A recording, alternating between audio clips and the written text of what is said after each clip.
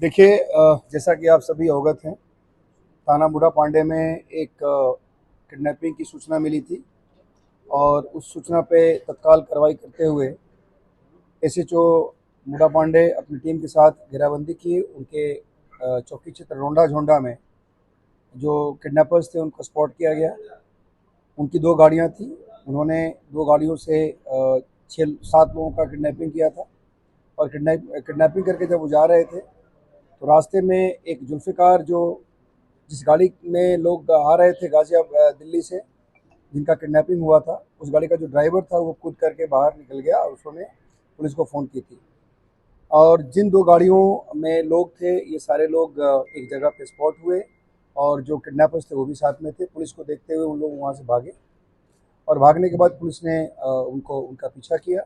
उसमें पुलिस के ऊपर उन लोगों ने अटैक भी किया। जवाबी कार्रवाई में 2 घायल भी हुए थे। इनकाउंटर में दोनों अरेस्ट हुए। उनको ला करके यहाँ पे हम लोगों ने अस्पताल में एडमिट कराया।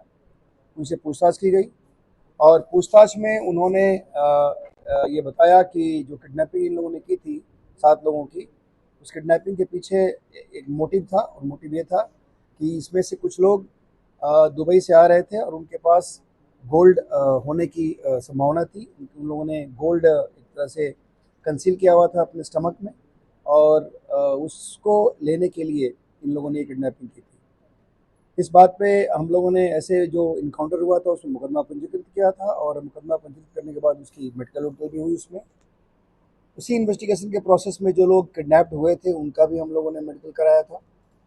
उसी समय हम लोगों ने, चूँकि ये बात बताई गई थी कि इनके स्टमक में कुछ हो सकता है, कुछ इस तरह के जो धातु हैं, उसके लिए हम लोगों ने मेडिकल से रिक्वेस्ट किया। उनकी स्कैनिंग कराई गई और स्कैनिंग में ये बात सही पाई गई।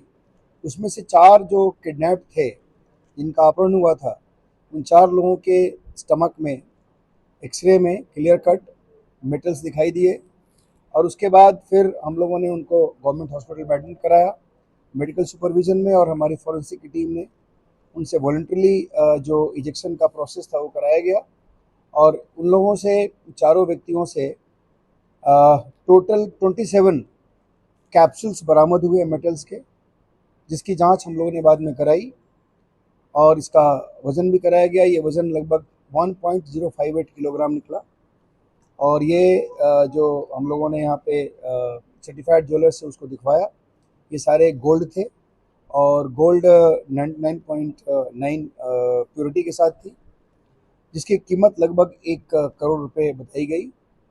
उसको हम लोगों ने इन लोगों से रिकवर किया। उसके बाद इसमें चूँकि इन लोगों ने एक तरह से कंसील करके और ये सारे लॉज़ का वायलेशन करते हुए, हमारे कंट्री के रेवेन्यूज़ को अफेक्ट करते हुए इन लोगों ने ये सारी स्मगलिंग की थी। उसमें हम लोगों ने संबंधित विभाग को भी बताया था, उनकी भी टीम आई थी। उसके बाद हम लोगों ने इसमें जो इनके कृत्य थे उसके आधार पर हम लोगों ने अभियोग पंजीकृत किया है। इनको गिरफ्तार करके चारों को जेल भेजा जा रहा है। इसमें जो एक व्यक्ति है मुतल्लिब, इसमें चारों का नाम, एक का नाम मुतल्लिब है, दूसरे का नाम शान आलम है, तीसरे का नाम अजरुद्दीन है और चौथे का नाम जुल्फ़िकार है। ये सभी टांडा रामपुर के रहने वाले हैं। इसमें जो मुतल्लिब है उसके स्टमक में अभी भी संभवतः 2 इस तरह के कैप्सूल्स अभी स्टक हैं।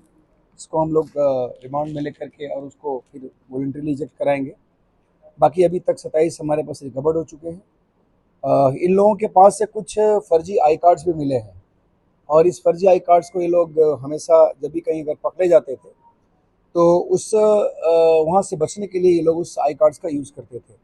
बेसिकली एक बहुत बड़ा गैंग है और इनके द्वारा ये बताया गया कि ये लोग 15 से 30 हज़ार रुपये तक के एक ट्रिप के भाड़े पर जाकर के ये काम करते थे। 30 हज़ार रुपये इनको मिलता था।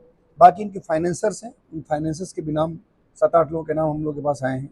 फाइनेंसर्स बेसिकली इनको फाइनेंस करते थे और पूरी इनके ट्रैवल की व्यवस्था करते थे। ये लोग साल में लगभग 6 से लेकर के 10 बार तक जाते थे और केवल 8 से 10 दिन के पीरियड में ये पूरा इनका ये काम ये करते थे। इसमें जो इनके फाइनेंसर्स हैं, कुछ डॉक्टर्स भी इसमें इन्वॉल्व हैं, कुछ ट्रैवल एजेंट्स भी हैं। इस प्रकार ये बहुत ही एक ऑर्गेनाइज्ड क्राइम हायर लेवल पे किया जा रहा था। इसको हम लोगों ने अभी पकड़ा है और इसमें बाकी जिन लोगों के नाम सामने आए हैं इस गैंग में जितने और लोग हैं उन लोग के बारे में हमारी टीम लगी हुई, छानबीन की जा रही है और बाकी जो लोग हैं बहुत जल्दी उनको नैप किया जाएगा। इसमें अन्य जो गैंगस्टर वगैरह की कार्रवाई वो भी की जाएगी, प्रॉपर्टी अटैचमेंट की भी कार्रवाई की जाएगी। सर किस विभाग का आई कार्ड था इनके पास?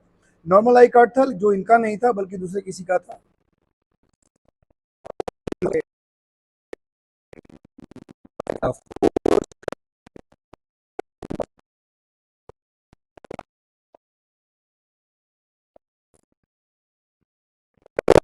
इन लोगों ने ही बताया कि लगभग 6 से 7 बार ये लोग जा चुके हैं।